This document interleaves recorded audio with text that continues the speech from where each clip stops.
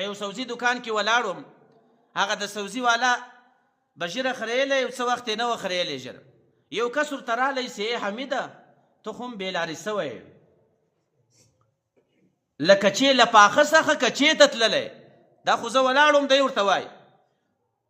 هغه ورته وایي نه سوم پوه، وایي دا ژیره دې پرېښې ده، دا ژیره خریل دی سیده لاره بولي او ژیره پرېښول بیا کچه لاره بولي. الله اکبر.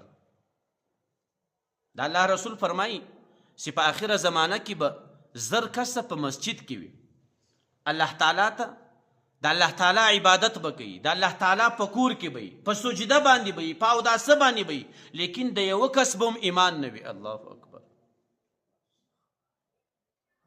د چش په خاطر باندې ګوره خو د الله تعالی کور ته هم راغلی دی، په اوداسه باندې هم دی، رب ته سجده هم کوي، هغه د دې په خاطر باندې چې د ده له خولې څخه به داسې الفاظ وتلي چې په هغو الفاظو به دی له ایمانه څخه جلا سوی، له ده به ایمان ایسته سوی.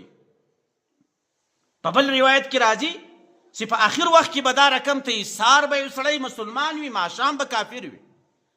دا د چش په خاطر باندې چې له خولې به داسې الفاظ ووځي، دا د چش په خاطر باندې، دا د عقیدې په خاطر باندې.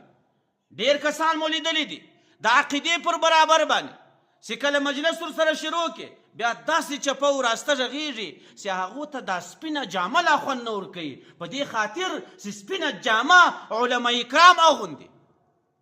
هغو له علما کرامو سره، له طالبانو سره، له مدرسې سره، د محمد رسول الله له طریقې سره ګر سره خوند نه ورکوي.